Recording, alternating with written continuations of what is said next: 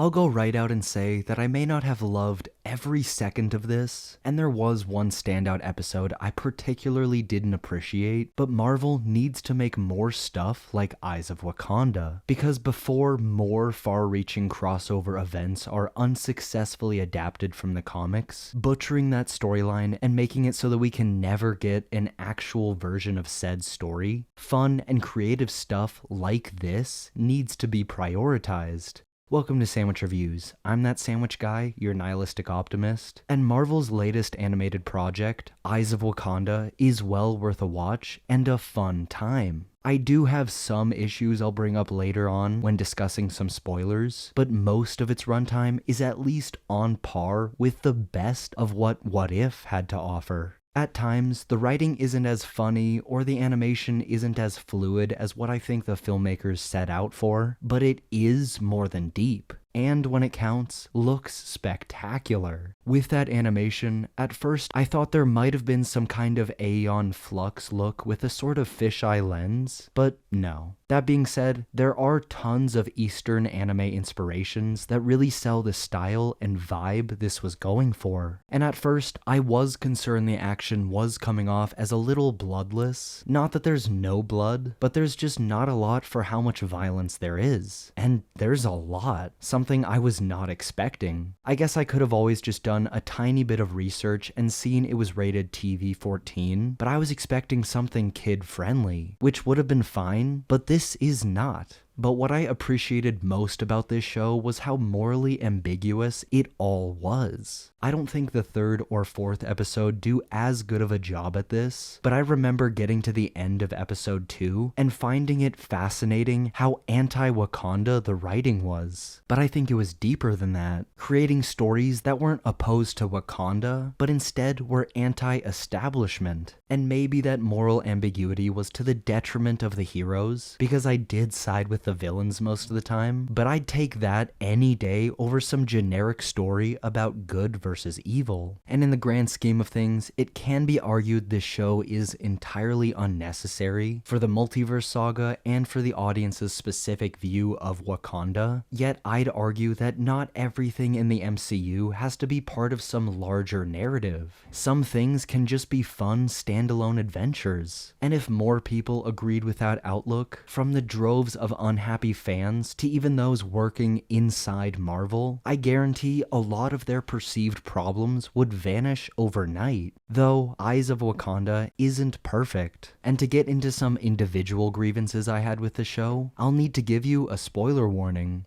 Ready? Alright. I've already kind of said my piece with episode 1 and 2, which were clearly my favorite, but not far behind is the third, which could have been an all-timer, but was just a fun time. I can't remember exactly where it was spoiled for me, whether it was in a trailer or some random post online, but I did go in knowing that some sort of Iron Fist storyline was going to be in this show, and I think I ended up getting my hopes up, daydreaming about how we were going to get some kind of first actual look at Kunlun. So when the third episode started with the location card China 1400 AD, I locked in. And minutes later, when a dragon was mentioned, I locked in even more. But not long after that, it was clear we wouldn't be getting even a glimpse of Kunlun or the dragon Xiaolo.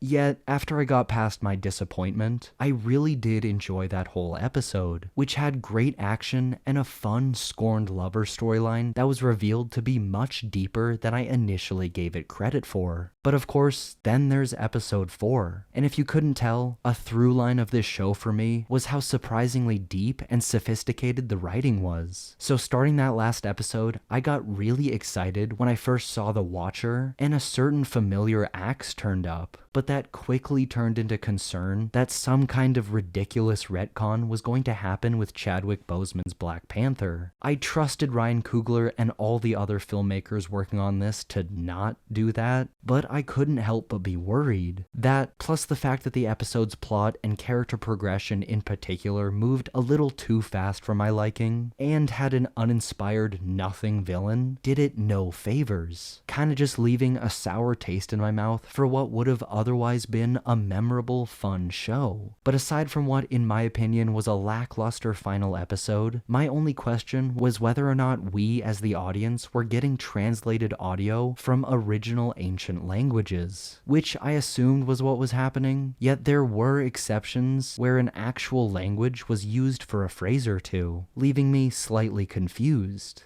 Not that that matters, though. But what did you think of Eyes of Wakanda? Should it have gotten more of an advertisement push? Did you have the same concerns about episode 4? Or questions about whether or not it was translated from other languages? Have I asked too many questions for this wrap-up? Drop a comment and let me know. And as always, thanks for watching. Make sure to leave a like, subscribe for weekly video essays and reviews, and enjoy a delicious sandwich.